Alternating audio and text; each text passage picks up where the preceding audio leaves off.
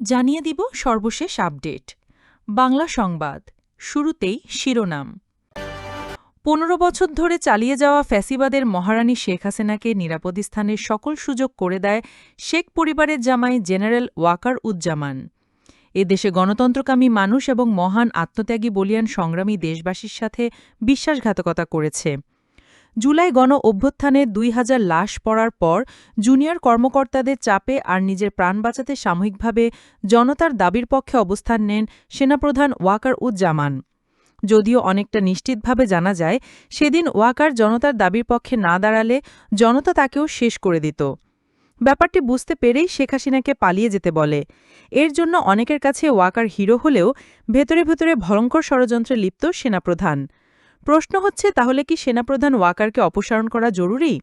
এছাড়াও জেনারেল ওয়াকারের ১০টি অপকর্ম সম্পর্কে আলোচনা করব আমাদের এই ভিডিওতে। চলুন একে একে দেখে নেওয়া যাক ওয়াকারের কুকর্মগুলো। এতক্ষণ শুনছিলেন সংবাদ শিরোনাম, এখন জানিয়ে দিব বিস্তারিত। নাম্বার ১, হাসিনাকে সেভ এক্সিট দিয়া জেনারেল ওয়াকারের সবচেয়ে বড় অপকর্ম হচ্ছে স্বৈরাচার হাসিনাকে দেশ ত্যাগে সাহায্য করা। অথচ হাসিনা এদেশে যা করেছে তার জন্য উচিত বিচার হবার দরকার ছিল জনগণের আদালতে। কিন্তু সেটি সম্ভব হয়নি সেনাপ্রধানের কারণে। এমনকি জুলাই বিপ্লবের যে ২,০০০ মানুষ নিহত হয়েছিল, সেখানেও নীরব সম্মতি ছিল ওয়াকারের। জানা যায়, সেনাবাহিনীর একটি অংশ চেয়েছিল হাসিনাকে জনতার হাতে তুলে দিতে, কিন্তু ওয়াকার সেটি হতে দেননি। তিনি এতটাই গোপনীয়তার সাথে হাসিনাকে পালাতে সাহায্য করেন যে হাসিনার ফ্লাইটটি রাডার পর্যন্ত ফাঁকি দেয়। হাসিনা, তার বোন শেখ রেহানা বা ফ্লাইট কু অফ সিকিউরিটি সার্ভিসেস ফোর্স সদস্যরা কেউই ঢাকা ছাড়ার আগে ইমিগ্রেশন সম্পন্ন করেননি, যা সম্পূর্ণ রাষ্ট্রদ্রোহিতা। আর এসব সম্পূর্ণ হয়েছিল ওয়াকারের কল্যাণে। নাম্বার ২, হাসিনাকে সেভ এক্সিট দিয়া জেনারেল ওয়াকারের সবচেয়ে বড় অপকর্ম হচ্ছে স্বৈরাচার হাসিনাকে দেশত্যাগে সাহায্য করা। অথচ হাসিনা এদেশে যা করেছে তার জন্য উচিত বিচার হবার দরকার ছিল জনগণের আদালতে। কিন্তু সেটি সম্ভব হয়নি সেনাপ্রধানের কারণে। এমনকি জুলাই বিপ্লবের যে ২,০০০ মানুষ নিহত হয়েছিল, সেখানেও নীরব সম্মতি ছিল ওয়াকারের। জানা যায়, সেনাবাহিনীর একটি অংশ চেয়েছিল হাসিনাকে জনতার হাতে তুলে দিতে, কিন্তু ওয়াকার সেটি হতে দেননি। তিনি এতটাই গোপনীয়তার সাথে হাসিনাকে পালাতে সাহায্য করেন যে হাসিনার ফ্লাইটটি রাডার পর্যন্ত ফাঁকি দেয়। হাসিনা, তার বোন শেখ রেহানা বা flight crew of security services force সদস্যরা কেউই ঢাকা ছাড়ার আগে ইমিগ্রেশন সম্পন্ন করেননি, যা সম্পূর্ণ রাষ্ট্রদ্রোহিতা। আর এসব সম্পূর্ণ হয়েছিল ওয়াকারের কল্যাণেই। নাম্বার ৩, পিলখানা হত্যার কমিশন হতে বাধা দেয়া। ২০০৯ সালের ২৫শে ফেব্রুয়ারি পিলখানায় যখন বিডিআরের গণহত্যা চালায়, তখন ওয়াকার শতবর ইস্ট বেঙ্গলের ওয়াইসি হিসাবে পিলখানায় যথাসময়ে পৌঁছেছিলেন। কিন্তু প্রতিরক্ষা উপদেষ্টা জেনারেল তারেক সিদ্দিকীর ফোন পাওয়ার পর আর পিলখানার ভিতরে ঢোকার চেষ্টা করেনি। এই ঘটনার কথা তখন থেকে বাংলাদেশের সশস্ত্র বাহিনীর সকল তরুণ অফিসার এবং বিল জওয়ানেরা জানে। কেন তখন বিডিআরের অবরুদ্ধ সেনা অফিসারদেরকে ওয়াকার রক্ষা করেনি? বাংলাদেশে বিডিআর বিদ্রোহের প্রায় ১.৫ দশক পর ঘটনার পূর্ণ তদন্ত শুরু করেছে অধ্যাপক মোহাম্মদ ইউনূসের নেতৃত্বাধীন অন্তর্বর্তী সরকার। গঠন করা হয়েছে জাতীয় স্বাধীন তদন্ত কমিশন, চরমোনাই পিলখানা হত্যাকাণ্ডের প্রকৃত ঘটনা উদ্ঘাটন ও জড়িতদের শনাক্ত করা। ২০০৯ সালের ওই বিদ্রোহের ঘটনার তদন্ত বিচার প্রক্রিয়া নিয়ে শুরু থেকেই নানান প্রশ্ন তুলে আসছিলেন ভুক্তভোগীরা। অভিযোগ রয়েছে যে পিলখানা হত্যাকাণ্ডের সঙ্গে আওয়ামী লীগের বেশ কয়েকজন নেতা জড়িত থাকার পরও তদন্তে তাদের নাম বাদ দেওয়া হয়েছে জানা গেছে। পিলখানা হত্যা মামলার পূর্ণ তদন্ত যেন সম্পন্ন না হয়, সেখানেও কলকাঠি নেড়েছেন ওয়াকার। নাম্বার ৪, পিলখানা হত্যার পুরো দায় বিডিআরকে দিয়ে দেওয়া। জানা যাচ্ছে, পিলখানা হত্যাকাণ্ড জড়িত ছিলেন ওয়াকার। অনেকেই বলছেন ওয়াকার পিলখানা হত্যার সাথে জড়িত ছিল বলেই হাসিনা ওয়াকারকে সেনাপ্রধান বানিয়েছিল। জুলাই বিপ্লবে ওয়াকারের হাতে দ্বিতীয় কোনো অপশন না থাকার কারণে ওয়াকার হাসিনাকে পালাতে সাহায্য করে। এতে করে হাসিনা প্রাণে বেঁচে যায়।